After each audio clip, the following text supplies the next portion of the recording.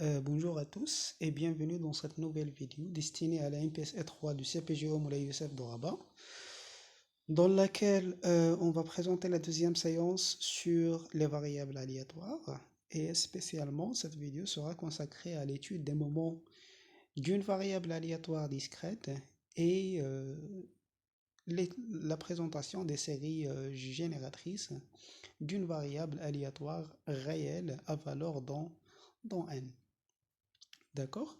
Donc, commençons par définir ce que c'est que le moment d'ordre 1 d'une variable aléatoire discrète. Donc, c'est ce qu'on appellera par la suite espérance. Et donc, étant donné une variable aléatoire réelle discrète, définie sur un espace probabilisé, oméga p, on va noter l'image de x, donc l'ensemble des valeurs prises par x, c'est l'ensemble des xi avec i parcours i, grand I, avec grand I bien sûr est un ensemble qui est au plus dénombrable. Et donc on va dire par la suite que grand X, notre variable aléatoire, admet une espérance, d'accord, ou que l'espérance de x bien sûr existe, lorsque la famille xi fois la probabilité pour que x égale à xi soit une famille qui est sommable. D'accord? Ça veut dire que la somme des modules des modules de xi fois la probabilité de x égale à xi soit sommable. Ça veut dire que soit fini, ça veut dire que si, alors dans le cas où grand I est dénombrable, donc je suppose par exemple égal à n, ça veut dire que la somme des xn au module p de x égale à xn est une série qui est convergente. D'accord? Donc dans ce cas, on appelle alors espérance de x, c'est la quantité, c'est la somme de cette série sommable. D'accord? Et on va la noter par la suite, E de x, d'accord? Et on va appeler ceci espérance de x. Voilà. Donc, alors ici, il y a quelques remarques. Alors, dans le cas où x de oméga est fini, ça veut dire que x est fini. Alors, on note par la suite x de oméga égale à par exemple x1 jusqu'à xn. Hein. Et donc, ceci impliquerait nécessairement que e de x existe, que x admet une espérance, et l'espérance de x, c'est la somme des xi, p de x égale à xi. D'accord? Parce que la famille est toujours sommable, c'est une famille qui est finie, et donc elle est sommable. Voilà. Alors, si x égale à Cx est dénombrable à valeur dans n, à valeur telle que i, l'ensemble d'indexation est n, et l'ensemble des anciens naturels, n ici, alors on dira que x admet une espérance si jamais cette série-là soit absolument convergente. Donc, si vous vous rappelez de la sommabilité sur les séries, sur le cours des séries, donc pour une série, c'est l'absolu, la convergence absolue. Et on appelle en fait l'espérance, c'est la somme de la série convergente, donc de la série qui est déjà absolument convergente et donc elle est convergente. Et donc son espérance, sa somme, la somme de cette série-là sera en fait l'espérance de notre variable aléatoire. Alors, l'espérance est une moyenne pondérée des valeurs prises par x. Donc, c'est comme si on prend la moyenne des valeurs prises par x, mais c'est une moyenne qui est pondérée par ces probabilités-là. Voilà. Lorsque x est une variable discrète qui est finie, alors x admet forcément une espérance. Donc c'est ce qu'on a déjà dit ici dans le premier cas. Alors lorsque x est fini, donc x admet une espérance. Et finalement, lorsque x, lorsque x prend des valeurs entre a et b, d'accord, donc les valeurs prises par x sont tous comprises entre a et b, de réels, alors l'espérance de x est comprise entre a et b. D'accord, l'espérance, la moyenne de x, serait entre A et B. Donc, d'où vient ceci? Donc, ceci vient du fait que, alors, vous multipliez ici par la probabilité de x égale à xi, donc des trois côtés de cette inégalité, puis on somme. Donc, la somme des probabilités de x égale à xk, c'est égal à 1, sont les xk, égal à 1, parce que l'ensemble des x égale à xk forme un système complet d'événements. Et la somme des xi fois la probabilité de x égale à xi, c'est l'espérance, ainsi que pour b, c'est la même chose que pour a. Voilà.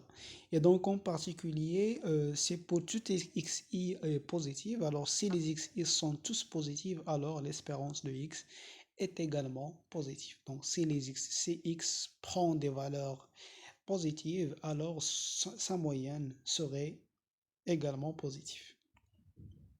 Alors, comme exemple, alors considérons la x, la variable réelle, la variable aléatoire réelle discrète de loi définie par le tableau suivant. Donc, les valeurs, donc x, les valeurs prises par x sont 0, 1, 2, 3, 4 et avec des probabilités 9 treizième, 1 treizième, 1 treizième, 1 treizième et 1 treizième respectivement. Alors, x est une variable aléatoire réelle discrète qui est finie, et donc il admet une espérance. Donc, son espérance, c'est la somme des x, p de x égale à x. Donc, c'est 0 fois 9 treizième, plus 1 fois 1 treizième, plus 2 fois 1 treizième, plus 3 fois 1 treizième, plus 4 fois 1 treizième. Donc, on calcule tout ça, on trouve en fait que c'est 10 sur 13. D'accord? Et donc là, vous pouvez, remarquer que grand X prend ses valeurs entre 0 et 4, donc toujours x de oméga. Donc déjà x de oméga c'est 0, 4. Et donc les valeurs prises par oméga comprises entre 0 et 4, et donc son espérance serait nécessairement comprise entre 0 et 4 par, par la dernière remarque. Et ce qui est vraiment le cas parce que 10 sur 13 est vraiment inférieur ou égal à 4 et il est positif. Alors là, là c'est le théorème en fait le plus important pour le calcul de l'espérance et sur cette notion d'espérance. C'est le théorème de transfert, c'est un théorème qui est très très très intéressant et dont son utilité, vous allez la voir en fait en spé, malheureusement parce qu'on restera notre étude juste pour, pour l'étude des variables aléatoires réelles discrètes. Sinon, si on voulait faire l'étude sur les variables aléatoires, donc c'est l'un des théorèmes en fait qui peuvent en fait nous aider à déterminer la loi d'une variable aléatoire donnée.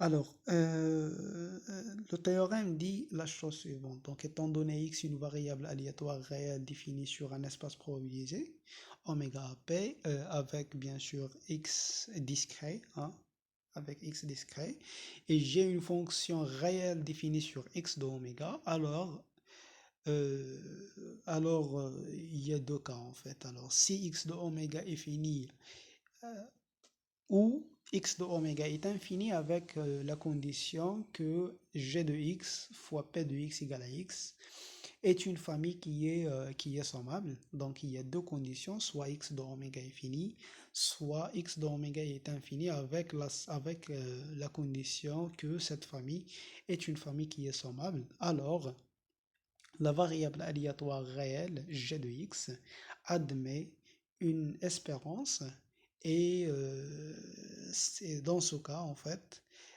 alors lorsque x de oméga est fini, on va la noter x1 jusqu'à xn, donc l'espérance de g de x sera donnée en fait par la somme de 1 jusqu'à n de g de xk fois la probabilité de x égale à xk. Et lorsque x de oméga est infini, dénombrable, donc on va la noter, alors on va noter cet ensemble par xi avec i parcours i, et donc g de x serait la somme de g de xi fois la probabilité de x égale à xi. Et donc généralement on va la noter par la somme sur x qui parcourt en fait l'image de x, de grand x, de g de x fois la probabilité pour que x égale à petit x. D'accord? Donc, pour la preuve de ce théorème, donc, on pourrait calculer l'espérance de g de x, avec g de x c'est un grand y. Donc, c'est la somme des y appartient à l'image de y, de grand y qui est g de x, fois y, 2y, fois la probabilité pour que grand y qui est g de x égale à y. Donc, on pourrait réécrire ceci comme étant la somme sur l'ensemble des y, tel que g-1 de y appartient à x de oméga. Donc, y appartient à ça, veut dire que g-1 de y est inclus dans x de oméga avec de quoi? De y fois la probabilité pour que x appartient à g-1 de y. Donc, c'est cette écriture-là. Donc ici, il faut rappeler bien sûr que, alors lorsque on écrit x appartient à g-1 de y, g-1 de y est un ensemble. Donc ceci désigne l'ensemble des oméga tels que x de oméga appartient à g-1 de y, d'accord?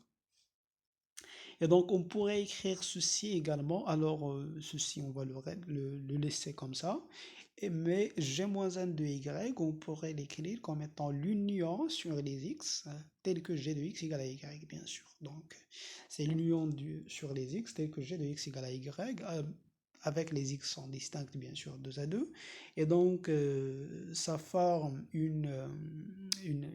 des événements, ça forme donc l'ensemble des x égale à x avec x avec les x sont 2 à 2, 2 à 2 distincts, et qui vérifie bien sûr g de x égale à y. Donc c'est une partition de cet ensemble-là. Donc justement, on va prendre g-1 de y, on va prendre tous les x tels que qui sont pour image égale à y. Donc g-1 de y, c'est un sous-ensemble de x de oméga. Mais x de oméga, c'est un ensemble qui est au plus dénombrable, et donc g-1 de y est au plus dénombrable. On va prendre les xi qui forment g-1 de y, et donc on va prendre la somme de la probabilité pour que x égale à xi, l'un des xi, tous les xi, fois ce y. Mais ce y-là, si on voulait le faire entrer ici, alors le y, c'est vraiment g de x, d'accord? Et donc, on pourrait écrire, c'est la somme sur tous les y, la somme sur tous les x, tel que g de x égale à y. Et donc, c'est ce qu'on pourrait écrire, en fait, finalement, comme étant la somme sur tous les x, dont x de oméga, de g de x fois la probabilité pour que x égale à x. Voilà. Alors, comme exemple,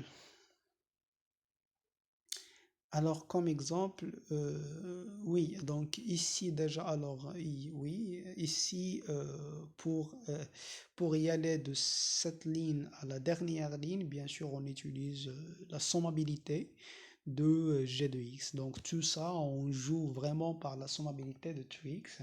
Donc lorsqu'on dit sommabilité, donc on pourrait réarranger les éléments d'indexation sur l'ensemble sur lequel on indexe, donc qui est ici vraiment x de oméga, et oui, c'est x de oméga. D'accord.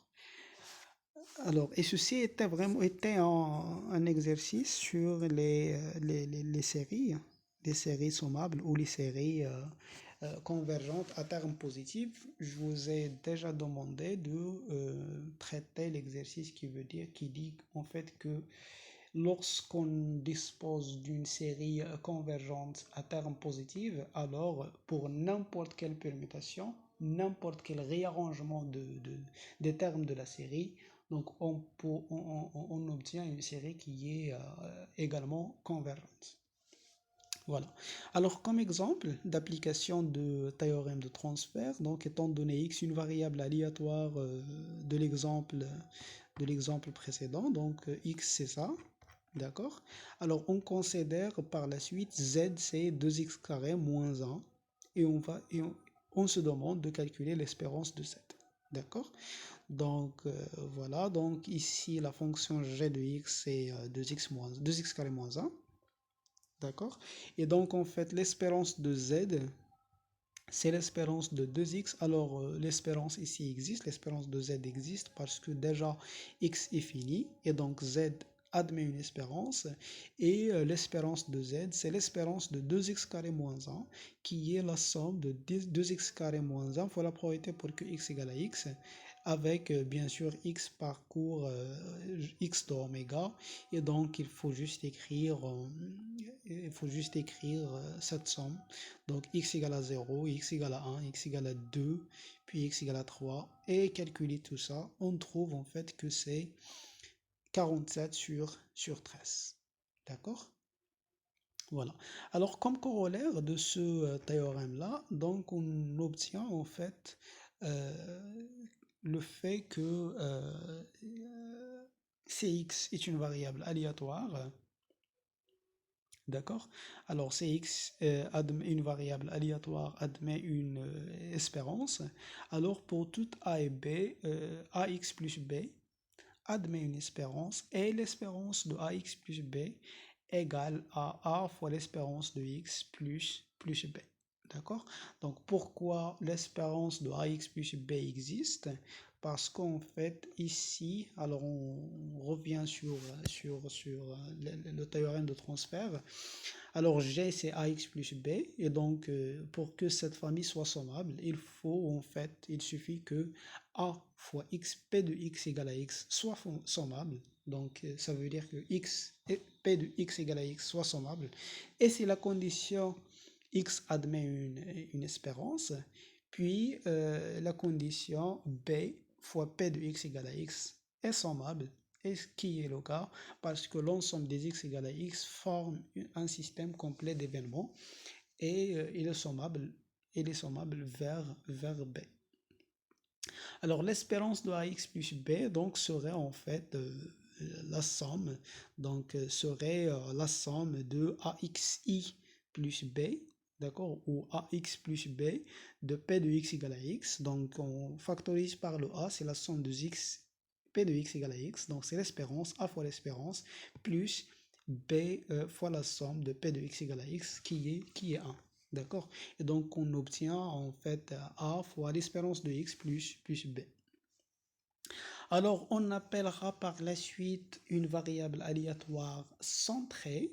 D'accord? C'est toute variable aléatoire réelle d'espérance égale à 0.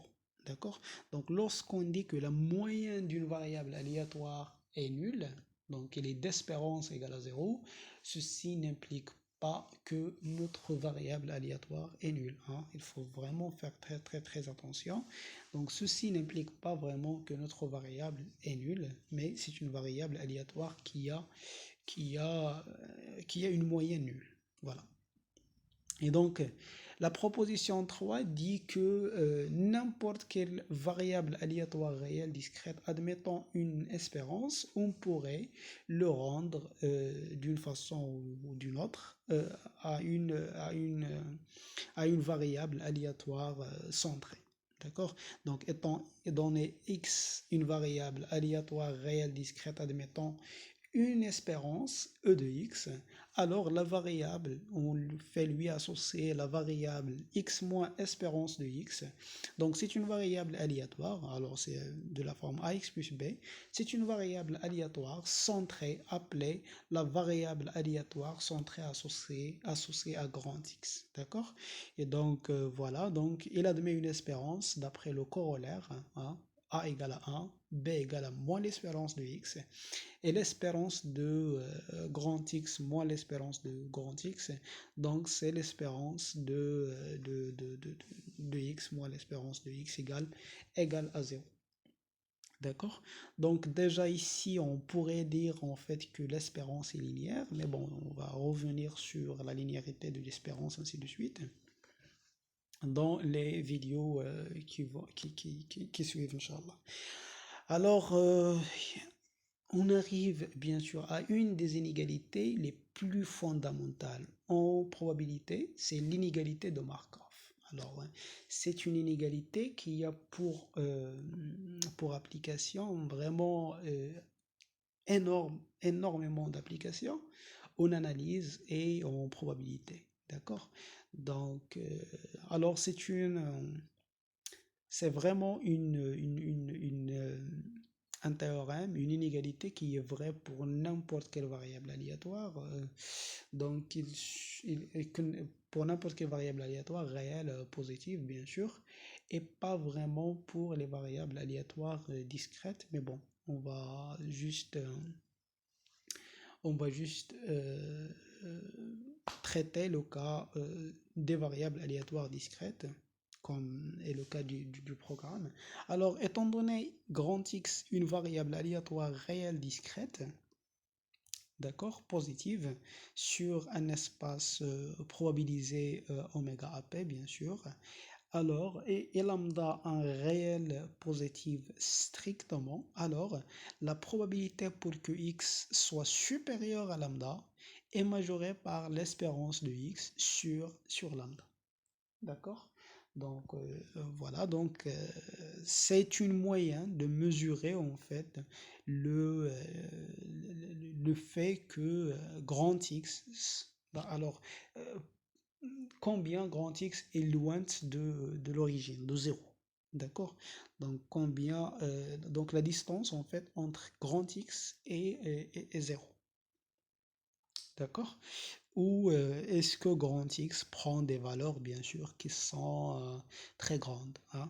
Donc, grand X ne pourrait pas, en général, prendre des valeurs très grandes lorsque l'espérance existe. D'accord? Donc, lorsque lambda tend vers l'infini, ici, lorsque lambda tend vers l'infini, alors donc ce terme-là tend vers 0 et donc la probabilité va tendre bien sûr vers 0. Et donc l'une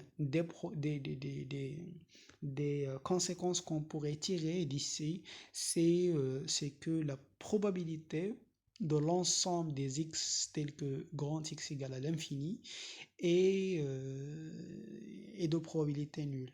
D'accord? Mais bon, puisqu'on parle des probabilités, des variables aléatoires réelles, discrètes, donc on suppose déjà au début que ces points n'existent pas. Mais bon, pour les variables aléatoires réelles continues, il se peut que grand X atteint plus l'infini. Mais bon, d'accord. Alors pour la preuve, donc les xi sont tous positifs parce que grand X elle est positive. Et donc l'espérance de x, d'accord, donc l'espérance de x c'est la somme des p de x égale à xi fois x égale à xi. Et donc il est supérieur à la somme sur tous les i tels que xi supérieur à lambda. Donc on va enlever les xi inférieurs à lambda. D'accord, de la même quantité. Et ici, puisque les xi sont supérieurs à lambda, donc on peut minorer. Alors xi, on peut le minorer par lambda. Et ce qui va rester, en fait, c'est la somme des probabilités de x égale à xi sur tous les xi supérieurs à lambda. D'accord? Et donc, ceci n'est autre quoi? N'est autre que la probabilité de cet ensemble. D'accord? De l'ensemble des i tel que xi supérieur ou égal à lambda, qui est vraiment la probabilité de x supérieur ou égal à lambda. Donc ici, égalité à lambda fois la probabilité de grand X supérieur à lambda. Et donc, on a bien notre résultat. Donc, cette preuve, c'est vraiment à prendre et à savoir la refaire par vous-même, hein. Donc c'est une preuve qui est vraiment intéressante et pas seulement le résultat lui-même. Alors, en arrivant au moment d'ordre R, donc étant donné R un entier naturel non nul, d'accord, Alors, si la variable x à la puissance grande, x à la puissance r, donc x à la puissance r est aussi une variable aléatoire avec g de x c'est x à la puissance r, ou g de t c'est t à la puissance r. Donc si x à la puissance r admet une espérance, d'accord, donc pour qu'elle admet une espérance, donc il faut revenir sur le théorème de transfert, toujours. Donc il faut que x à la puissance r fois la probabilité de grand X égale à X soit une famille qui est sommable. D'accord? Et donc, si cette famille si cette variable aléatoire admet une espérance, alors on dit que grand X admet un moment d'ordre R, d'accord? Un moment d'ordre R qui est le réel MR de grand X, qui est l'espérance de X à la puissance R. Donc, on va le noter moment d'ordre R de X. D'accord?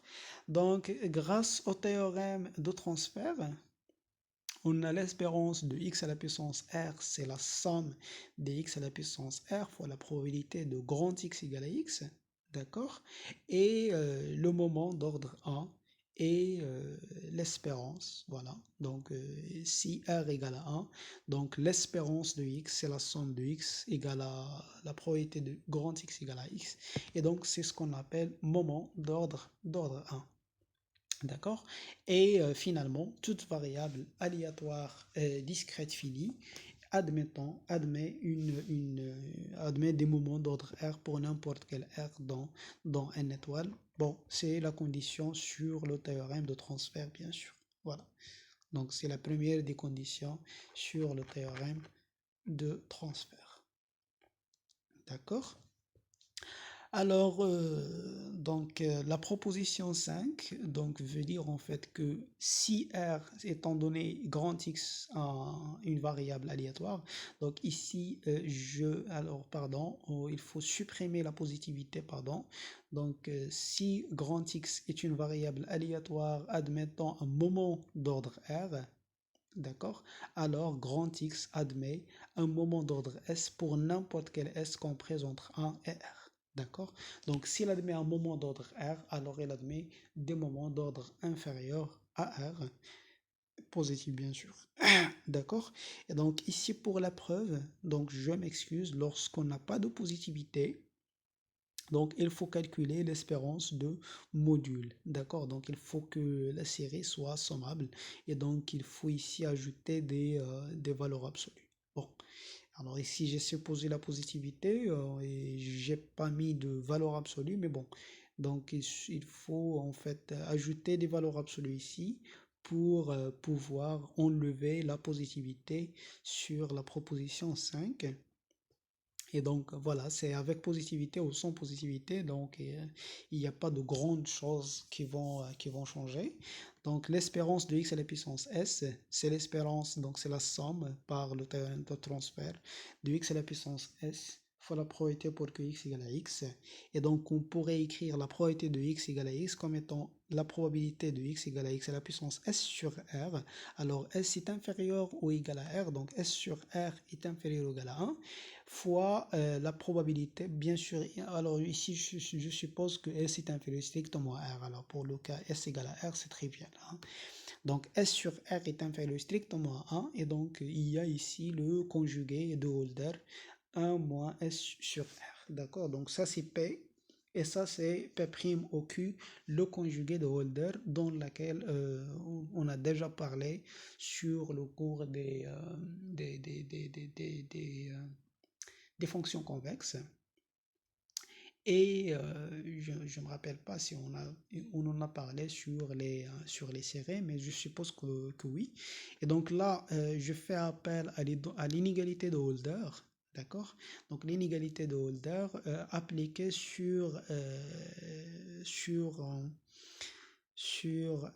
alors ça c'est pas P, ça c'est pas Q, donc ça c'est 1 sur P. D'accord? Ça, c'est 1 sur P. Et ça, c'est 1 sur Q. Pardon. Donc, ça, c'est 1 sur P. Et ça, c'est 1 sur Q. Donc, Donc là, on applique l'inégalité de Holder sur les réels R sur S qui est P, R sur S, et R sur R moins S qui est Q. D'accord? Qui est sans conjugué de Holder. D'accord? Donc 1 sur ça, donc l'inverse de ça plus l'inverse de ça va être égal à 1. Et donc, c'est inférieur ou égal à la somme, donc cette quantité à la puissance P, le tout à la puissance 1 sur P, qui est S sur R, fois la somme de tout ça à la puissance Q, le tout à la puissance 1 sur Q. D'accord? Donc, si vous calculez ceci, alors R sur ça, alors je m'excuse, ici il y a encore une fois une petite faute de frappe. Donc il faut faire ce chiffre-là qui est R moins S sur R, pas S sur R, R moins S sur R à la puissance R sur R moins S, donc c'est 1. Et donc la probabilité, la somme des probabilités de x égale à petit x de le tout à la puissance R moins R, R moins S sur R, et donc c'est 1. Et donc ce qui reste en fait, c'est la somme de x à la puissance R fois la probabilité pour que x égale à x, le tout à la puissance s sur r. Et donc, et tout ça, c'est quoi? C'est l'espérance de x à la puissance r, le tout à la puissance s sur r. D'accord? Et donc, si cette espérance existe, alors cette espérance existe également. Donc, je reviendrai sur la positivité. Donc, si on voulait enlever la positivité, donc il faut ici calculer l'espérance du module de x à la puissance s. Et donc, ici, l'espérance de x, module de x à la puissance s avec un module ici, un module là, un module là, un module ici. D'accord? Un module ici et c'est bon. Voilà. Donc ceci, alors si vous voyez bien, donc ici vous allez obtenir en fait le fait que l'espérance de x à la puissance s, le tout à la puissance r sur s, alors ici, l'espérance de x à la puissance s, le tout à la puissance r sur s, est inférieure à l'espérance de x à la puissance s fois r sur s, qui est l'espérance de x à la puissance r. Mais l'espérance de x à la puissance r sur s, c'est comme si on calcule phi de l'espérance de x à la phi avec phi de t, c'est t à la puissance r sur s. Alors ce qui est spécial pour cette fonction-là, c'est qu'il est convexe. D'accord? C'est sa convexité. Et donc, ceci nous rappelle à une inégalité très fondamentale en probabilité. C'est l'inégalité de Jensen. D'accord? C'est une inégalité que nous avons déjà vue pour les fonctions convexes. D'accord? Et qui provient en fait des probabilités. Donc, étant donné grand X une variable aléatoire et phi une fonction qui est convexe d'un intervalle I dans R, tel que X de oméga soit inclus dans U pour que en fait phi de X, là, le composé phi de X soit à lieu. Hein, à lieu. Et donc, on aurait en fait phi de l'espérance de X est inférieur ou égal à l'espérance de phi de x, d'accord, généralement, d'accord. Et donc là, si vous voulez bien sûr obtenir, donc c'est le même, c'est vraiment la même identité que pour les fonctions convexes. Donc étant donné une fonction convexe phi, donc vous voulez, alors qu'est-ce que l'inégalité de Jensen pour une fonction convexe? C'est phi de la somme de 1 jusqu'à n de lambda i fois xi est inférieur à la somme de lambda i fois phi de xi, d'accord? Et donc, ceci veut dire quoi? Alors, avec la condition, bien sûr, la somme de lambda i égale à 1. Lorsqu'on impose la somme de lambda i égale à 1, ça c'est une vraie probabilité.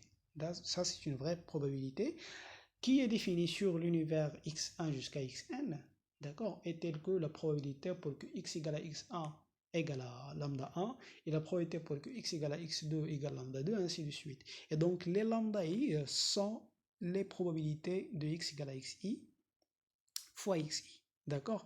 Donc les lambda i, c'est la probabilité pour que x égale à xi. Et donc en fait, vous obtenez que phi de la somme des lambda i, qui sont la probabilité de x égale à xi, fois xi, est inférieure à la somme de x égale à xi, de phi de xi fois lambda i qui est la probabilité de x égale à xi et qui est vraiment l'espérance de phi de x par le théorème de transfert. D'accord? Par le théorème de transfert, c'est la somme de phi de x fois la probabilité pour que x égale à xi. Voilà. Donc, vous pouvez réécrire ceci très attentivement. Vous allez voir en fait que c'est vraiment l'inégalité de Jensen sur les espaces, sur les fonctions convexes. Alors, comme corollaire de cette proposition 5, donc il y a le corollaire 7. Alors, si l'espérance de x carré existe, alors l'espérance de x existe et la réciproque n'est pas vraie. Alors, si l'espérance de x carré existe, alors r égale à 2, d'accord? R égale à 2 et donc l'espérance de x existe. D'accord? Donc, si x admet un moment d'ordre 2, donc il a une moyenne, il admet un moment d'ordre 1, et la réciproque n'est pas du tout vraie. Alors, pour montrer, alors, donc la preuve du corollaire provient de ça, hein, c'est une corollaire qui provient de la proposition 7. Et là, on présente bien sûr juste un contre-exemple pour la réciproque. Donc, on va considérer grand X de oméga, grand X, une variable aléatoire définie sur un espace probabilisé,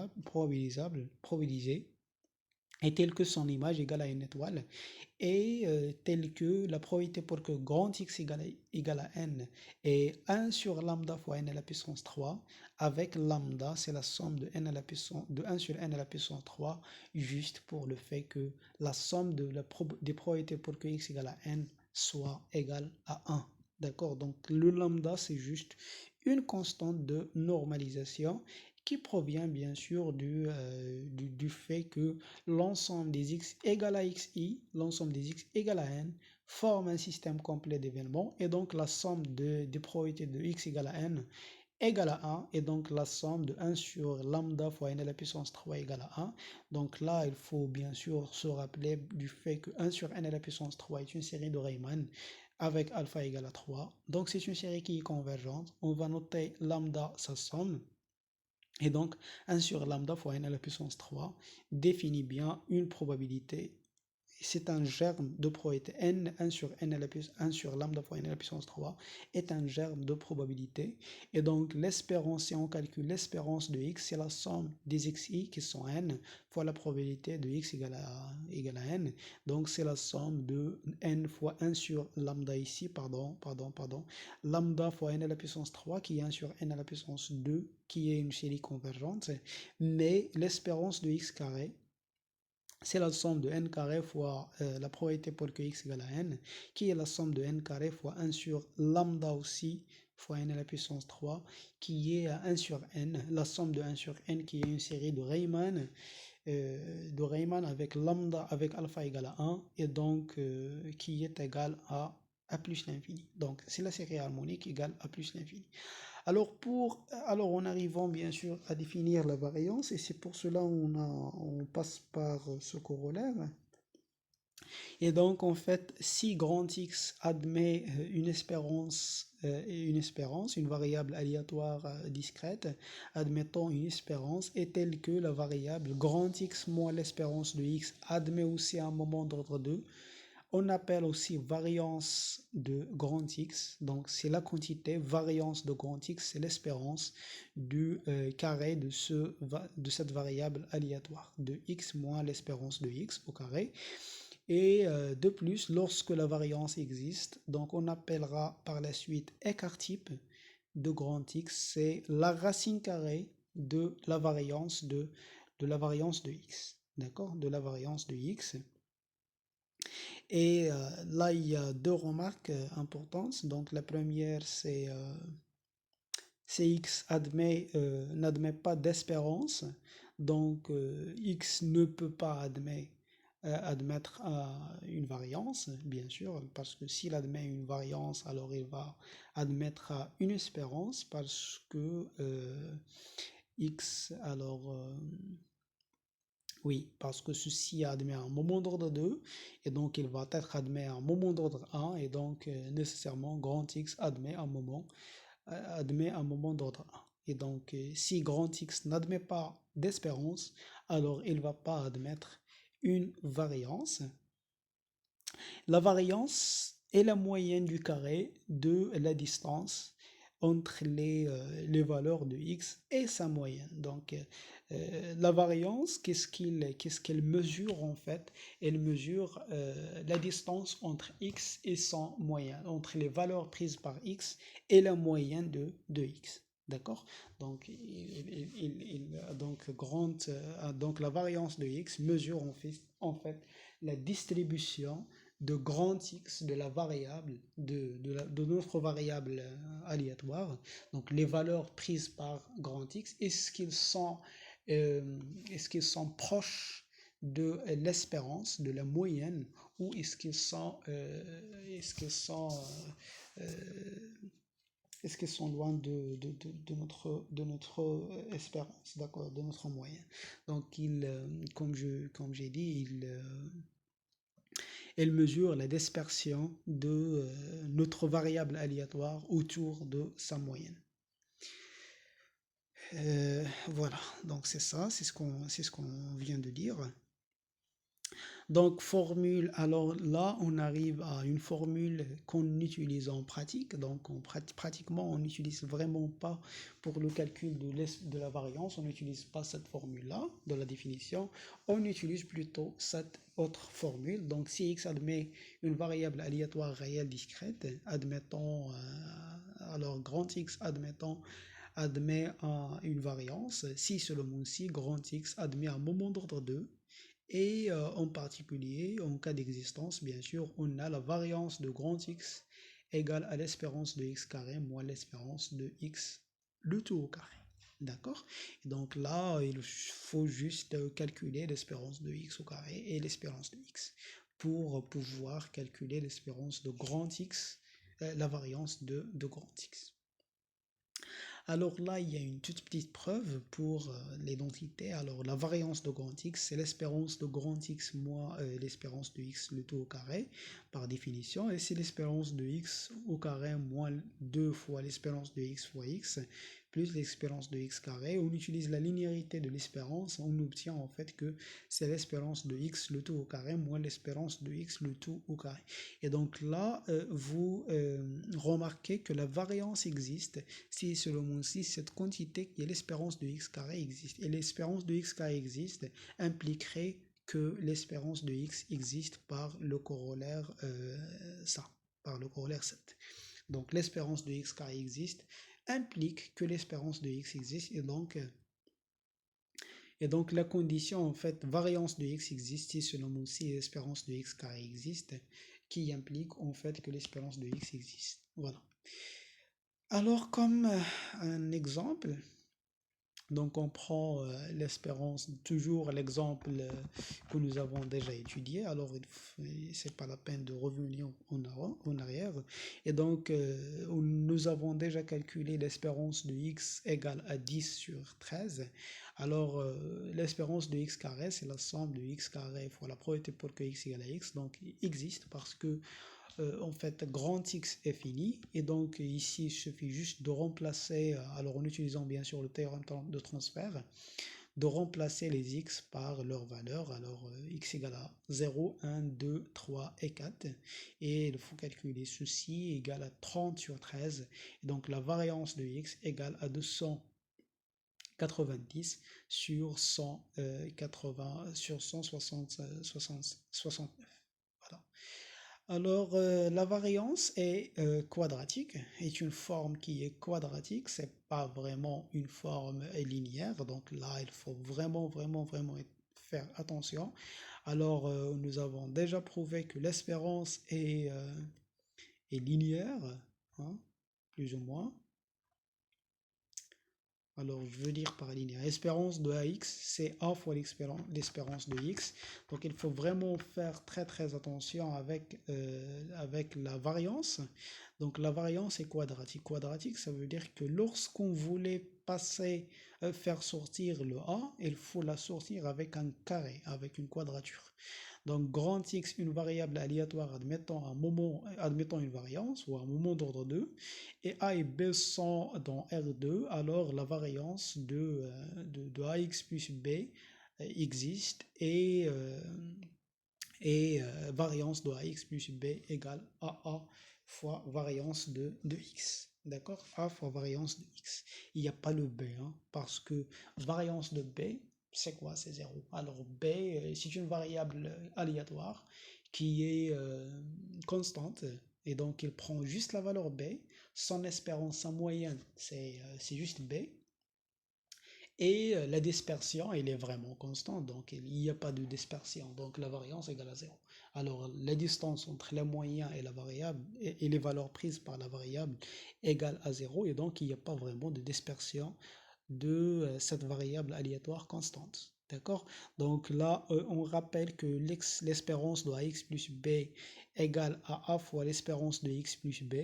Et donc la variance de AX plus B, c'est l'espérance de AX plus B au carré moins l'espérance de AX plus B, le tout au carré par la formule ainsi. D'accord? Et ceci, c'est l'espérance de AX carré, A carré X carré plus 2AB X plus B carré. Et ça, c'est l'espérance de X plus B, le tout au carré. Donc, avec un calcul tout simple, une identité remarquable et la linéarité de l'espérance, donc on obtient en fait que c'est égal à A carré fois la variance de X. Voilà, donc là, c'est la troisième des inégalités les plus intéressantes. Donc, nous avons déjà vu l'inégalité de Jensen, l'inégalité de Markov, et là, c'est l'inégalité de Benjamín-Tchibyshev. Donc, c'est l'une aussi des inégalités les plus intéressantes en probabilité, et c'est une inégalité qui mesure d'une façon ou d'une autre la dispersion du grand X autour de sa moyenne. Donc, par combien les x est loin les valeurs des valeurs prises de x sont loin de sa moyenne. D'accord? Donc si grand X admet un moment d'ordre 2 ou admet une variance, alors la probabilité pour que la distance entre X moins l'espérance de X soit supérieure à lambda est inférieure à la variance de X sur lambda au carré cette fois-ci. Et voilà, donc vous voyez bien que lorsque lambda tend vers l'infini, donc ce moment-là, ce terme-là tend vers 0, et donc la probabilité pour que grand X soit moins l'espérance de X soit très très très grande, est donc égale à 0. Donc la probabilité pour que X soit loin, donc les valeurs prises par X soient loin de l'espérance et de probabilité égale à 0. Donc voilà la preuve. C'est une preuve qu'il faut vraiment l'apprendre par cœur, ou il faut savoir la redémontrer par vous-même. Alors comme X admet un moment d'ordre 2, donc la variance existe, et donc il admet une espérance. D'accord? Donc, il admet une espérance et il admet une variance, bien sûr. On pose x de oméga par la suite, c'est l'ensemble des xi avec i appartient à i, et pi, c'est l'ensemble c'est la probabilité pour que x égale à xi. Et donc, par définition de la variance, donc la variance, c'est l'espérance de x moins l'espérance de x au carré. C'est la somme des xi moins l'espérance de x au carré fois pi. Donc, ici, on utilise bien sûr le théorème de transfert appliqué à la fonction g de t égale à t moins l'espérance de grand X au carré. D'accord? Et là, il faut rappeler bien sûr la probabilité pour que x moins l'espérance de x supérieure à lambda, c'est vraiment la somme sur tous les j appartient à j des probabilités des PJ avec grand J, c'est quoi? C'est l'ensemble des x tel que, c'est l'ensemble des j tel que xj moins, donc qui vérifie ça, hein. C'est cet ensemble-là, c'est ça l'ensemble A. Donc la probabilité de A, c'est la somme des PI avec c'est la somme des probabilités de X égale à XI avec XI appartient à A. Et donc c'est vraiment ça. Et la variance de x, donc serait, voilà, donc serait, alors on va prendre cette sommation, on va distinguer sur i, alors les éléments de j et les éléments de g complémentaires. Et donc, alors c'est supérieur ou égal à la somme sur j, simplement. Donc on simplifie par ça, avec une certaine inférieur ou égal. Mais sur j, vous voyez que xi moins l'espérance est supérieur à lambda, et donc xi moins l'espérance au carré est supérieur à lambda carré fois la somme des pj avec j par couche g. Mais ça, cette somme-là, c'est vraiment cette somme, et c'est la probabilité pour que x moins espérance de x est supérieur à lambda. Voilà. Donc c'est lambda carré fois ça. Il y a une autre preuve qui est vraiment très très simple que celle-là, et dans laquelle on utilise la formule, l'inégalité de Markov. D'accord? L'inégalité de Markov. Donc, alors, où il est? Voilà, l'inégalité de Markov. Alors, la probabilité pour que grand X supérieur à lambda, c'est l'espérance de grand X sur lambda. Donc, ici, on revient sur notre variance. Donc, la probabilité pour que x moins l'espérance de x supérieure à lambda. Donc, c'est la probabilité pour que x moins l'espérance de x au carré supérieure à lambda carré. Donc, on va noter l'espérance, donc cette quantité-là au carré, c'est y. C'est la probabilité pour que y supérieur à lambda carré est inférieure à l'espérance de y sur lambda carré par l'inégalité de Markov. Et l'espérance de y au carré, c'est x moins l'espérance de x au carré. Et donc ça, l'espérance de cette carré, de ce carré-là, c'est vraiment la variance de x. Donc en deux lignes, on pourrait exhiber la formule de l'inégalité de Binyamin-Chebyshev de celle de Markov. Voilà. Alors la dernière définition dans cette partie, c'est les variables aléatoires sont très réduites. Donc, étant donné x une variable aléatoire, on va l'appeler une variable aléatoire centrée réduite. S'il est centré, ça veut dire d'espérance égale à 1, égale à 1, égale à 0. Et réduite, ça veut dire d'écart type égale à 1. Ou de variance égale à 1. La même chose.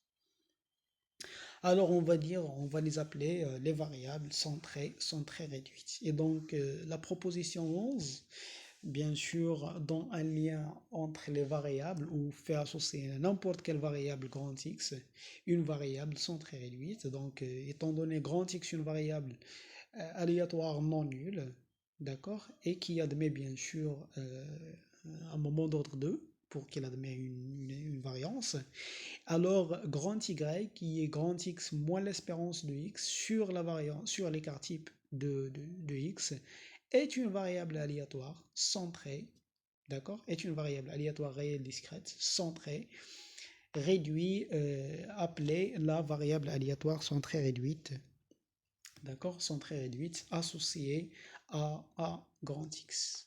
D'accord. Donc, alors pour pouvoir montrer qu'il est centré, il suffit de calculer l'espérance de y. Donc ici on utilise bien sûr la linéarité de l'espérance. Donc c'est 1 sur S. Si c'est pas vraiment lambda, alors je m'excuse. Il y a plein d'erreurs. Donc 1 sur l'écart type de 1 sur sigma de x fois l'espérance de x moins l'espérance de x qui est l'espérance de x, et donc c'est 0. La variance de cette variable aléatoire, donc c'est la variance de ax plus b, et donc c'est a carré fois la variance de x. A carré c'est 1 sur sigma de x au carré fois la variance de x qui est vraiment 1 par définition de l'écart type, ou par la relation entre écart type et variance. Alors, on arrive à définir à la notion de fonction génératrice. D'accord? Donc, étant donné grand X une variable aléatoire, réelle, discrète, définie sur un espace probabilisé oméga AP à valeur dans n. Hein, à valeur dans n cette fois-ci. On appelle fonction génératrice ou série génératrice de x. C'est la fonction définie sur R ou définie par g de grand X de t, g grand X de t, c'est l'espérance de t à la puissance grand X. Donc ici, g, donc en utilisant bien sûr le théorème de transfert, g de x égale à t à la puissance x. D'accord? Donc c'est une puissance, c'est une exponentielle. Alors c'est la probabilité pour que x égale à n fois t à la puissance n. Donc c'est une série qui est entière. Hein. Donc les séries, la somme de an x à la puissance n s'appellerait les séries entières. Donc celle-là c'est une série qui est bien entière. Donc là, dans cette partie-là, il y a vraiment les techniques des séries entières et que nous n'avons pas encore, et donc vous allez voir en spé, mais bon, je vais les utiliser. Alors, étant donné une série entière, hein, alors je vais dire convergence, ou le rayon de convergence positif strictement. Alors, il est de classe C l'infini à l'intérieur du rayon, ça veut dire si le rayon est égal à R, donc il est de classe C l'infini sur moins RR ouvert, et les AN, qui sont ici les probabilités pour que x égale à n égale à la dérivée nième sur n factoriel, hein, comme l'esprit en fait du développement limité. Et donc ici, si g de x, alors ici g de x est défini au moins sur moins 1, d'accord? Parce que alors vous pouvez faire valeur absolue, vous allez majorer par un 1, t à la puissance n, vous allez majorer par un 1, et vous allez obtenir une série qui est bien majorée, qui est bien convergente. Et donc là, on appelle... ok, c'est pas grave. Donc, elle est bien définie sur l'intervalle moins 1, 1. Et la loi de grand X est caractérisée par la série génératrice, bien sûr.